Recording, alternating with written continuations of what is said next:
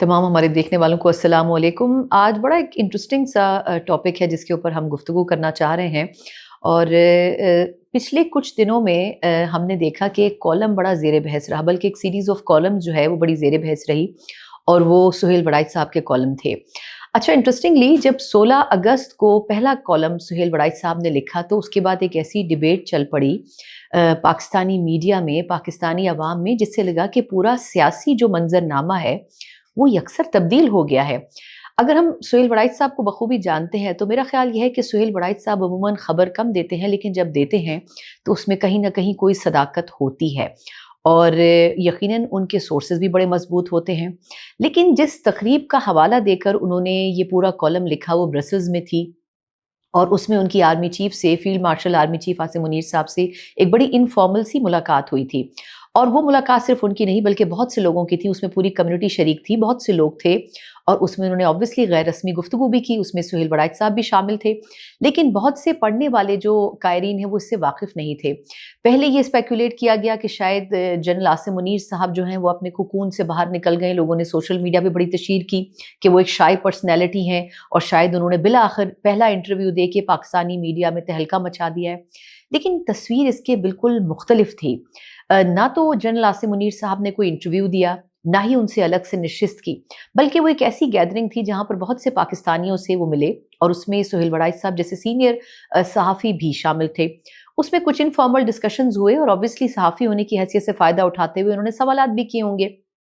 लेकिन आसिम मुनीर साहब ने उनका जो भी जवाब दिया, उसके बाद बहैसियत सहाफ़ी होने के उन्होंने अपने अल्फाज में कॉलम लिखा और जब 16 अगस्त को उनका वो पहला कॉलम आया उसमें उन्होंने उनकी बड़ी तारीफ़ की और उनके किरदार की, उनकी कायदाना सलाहियतों की और बेसिकली इंटरनेशनल प्लेटफ़ॉर्म्स के ऊपर जितनी भी जनरल आसिम मुनीर साहब की जो अप्रोच है, जो काम का तरीक़ाकार है, जो पाकिस्तान का मुक़दमा पेश करने का उनका एक अपना एक तरीका है, उसकी एप्रिसिएशंस तो हर जगह हो रही है। जैसे वॉशिंगटन पोस्ट का रीसेंट कॉलम है, जिसमें उन्होंने कहा है कि जी अमेरिका और पाकिस्तान के ताल्लुकात को दोबारा इस्तेमार करने में जो सिफारती पॉलिसी है जनरल आसिम मुनीर साहब की, वो बेहद शानदार है। तो अगर ये कहा जाए कि उन्होंने उस पहले कॉलम में उनकी बहुत तारीफ़ की और उनके जो एफ़र्ट्स हैं उनको एप्रिशिएट किया, इसमें कोई बुरी बात नहीं है। इसीलिए उसके ऊपर शायद जो हमारा आईएसपीआर का महकमा है उसने कुछ बहुत ज़्यादा गुफ्तगू नहीं की, बल्कि खामोशी से उस कॉलम को आगे बढ़ने दिया।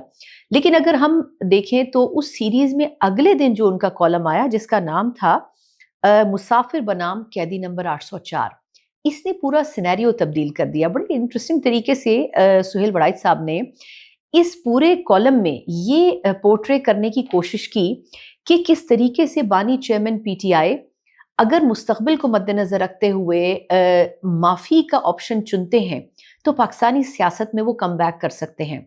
अब देखें, सहाफ़ी होने की हैसियत से वो अपनी राय दे सकते हैं, वो अपना तज्ज़िया दे सकते हैं और सच्ची बात यह है कि वो जो भी गुफ्तगू कोई शख्स करता है उसकी जो अंडरस्टैंडिंग या जो अप्रोच वो लेते हैं वो उसको बयान कर सकते हैं। लेकिन ये ज़रूरी नहीं है कि वो वही समझे हों या वही समझा सके हों कायरीन को जो कि गुफ्तगू के दौरान उन्होंने अख़ज़ किया है। और वही हुआ।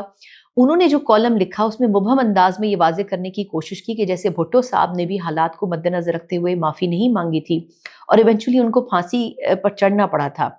बिल्कुल उसी तरीके से अगर बानी चेयरमैन पीटीआई माफ़ी की तरफ नहीं जाएंगे तो यकीनन उनका भी कोई अंजाम बहुत अच्छा होता हुआ नहीं देख रहे हैं। और शायद उस गुफ्तगू से जो उन्होंने नतीजा अख़ज़ किया, उन्होंने कहा कि आपके लिए माफ़ी मांग लेना सबसे बेहतर ऑप्शन है।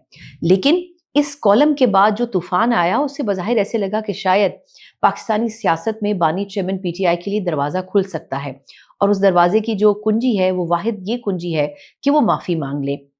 अगर हमें याद हो तो जब 9 मई का वाक़या हुआ था उसके बाद बैक टू बैक आईएसपीआर की बड़ी प्रेस कॉन्फ्रेंसेस हुई थी और उसमें बार-बार ये कहा गया था कि 9 मई के जो भी इवेंट्स थे उन तमाम वाक़यात को आप ओन करें और उसके ऊपर कौम से माफ़ी मांगें। सिर्फ अफ़वाज पाकिस्तान से ही नहीं बल्कि आप कौम से भी माफ़ी मांगें। लेकिन ऐसा नहीं किया गया। जब भी खान साहब से बात हुई उन्होंने ये कहा कि जी हम माफ़ी क्यों मांगे जब हम 9 मई को ऑन नहीं करते, बल्कि हमसे माफ़ी मांगी जाए। अब इसमें ये तो वाज़ेह हो गया कि खान साहब माफ़ी के लिए बिल्कुल भी तैयार नहीं थे, लेकिन जो माहौल बन रहा था उसमें जो कुछ हुआ उसकी जिम्मेदारी बज़ाहिर पाकिस्तान तहरीक इंसाफ, उनके कारकुनान और फाइनली उनकी लीडरशिप पर आयद होती है। इसलिए उसको ऑन करने और ना करने के अपने अपने नताइज हो सकते थे। लेकिन इस कॉलम के बाद ये वाज़ेह हो गया कि शायद फील्ड मार्शल आर्मी चीफ ने ऐसी कोई गुफ्तगू की है कि अगर वो माफ़ी मांग लेते हैं तो फिर पाकिस्तानी सियासत में और पाकिस्तान के अंदर उनके लिए वो स्पेस पैदा हो जाएगा, जो कि सरासर गलत बयानिया था। अब इसमें हम उनकी जो सहाफ़ियाना सलाहियतें हैं उसके ऊपर सवाल नहीं उठाते, क्योंकि आप एज्यूम करने को गुफ्तगू से कुछ भी एज्यूम कर सकते हैं। इसकी क्लैरिफिकेशन आनी बड़ी ज़रूरी थी। देर से सही, लेकिन 21 अगस्त को फाइनली डीजी आईएसपीआर को एक ऐसा मौका मिला जिसमें वो स्टूडेंट्स के साथ इंटरैक्ट कर रहे थे और वहाँ पर सहाफ़ी भी मौजूद थे। उन्होंने इस मौके को गनीमत जानकर इस चीज़ को बड़ी हद तक क्लैरिफाई किया कि ऐसी किसी भी किस्म की गुफ्तगू जो फील्ड मार्शल आसिम मुनीर साहब हैं उन्होंने सुहेल बड़ाई साहब से नहीं की, बल्कि उनकी गुफ्तगू का गलत नतीजा अखज़ किया गया है। मेरा ख्याल है कि ये क्लैरिफिकेशन बहुत ज़रूरी थी और इसकी बुनियादी वजह ये थी कि पूरे मुल्क में ये डिबेट चल पड़ी थी कि क्या खान साहब माफ़ी मांगेंगे, क्या खान साहब को माफ़ी मांगनी चाहिए, और अगर वो माफ़ी मांग लेते हैं तो वो 9 मई को जो कुछ हुआ क्या वो तमाम रिवर्स हो जाएगा। तो मेरा ख्याल ये है कि ये बहुत इंपॉर्टेंट इशू था जिसके ऊपर क्लैरिफिकेशन आनी बड़ी ज़रूरी थी।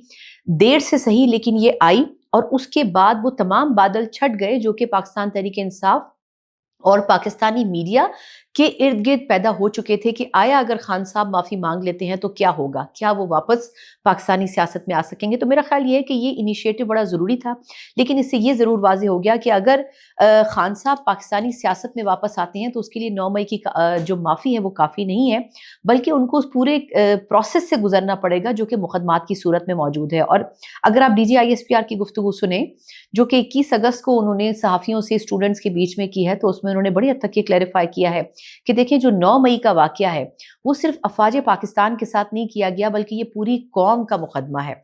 तो आपने अगर माफ़ी मांगनी भी है तो आप पूरी कौम से मांगे, उस कौम से जो कि अफ़वाज पाकिस्तान को ओन करती है, अफ़वाज पाकिस्तान के इदारों को ओन करती है।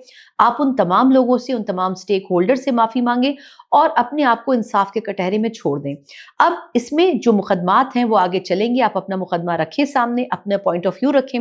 अगर आप इन मुकदमात से बरी हो जाते हैं तो इंसाफ के तकाजे पूरे हो जाएंगे। मेरा ख्याल है कि ये बड़ी हद तक वाज़ेह हो गया है कि अगर पाकिस्तान तहरीक इंसाफ के बानी चेयरमैन माफ़ी मांग लें और अपने मुकदमात को फेस करें तो फिर शायद उनके लिए एक ईज़ी पैसेज पैदा हो सकता है। लेकिन अगर आप इसको खुद से बनाने की कोशिश करें कि माहौल को कि आपके लिए कोई माफ़ी की सूरत-ए-हाल पैदा हो, तो मेरा ख़्याल है कि ना तो ये अफ़वाज पाकिस्तान को कबूल होगी, ना पाकिस्तानी कौम को कबूल होगी और ना ही इस सिस्टम को कबूल होगी।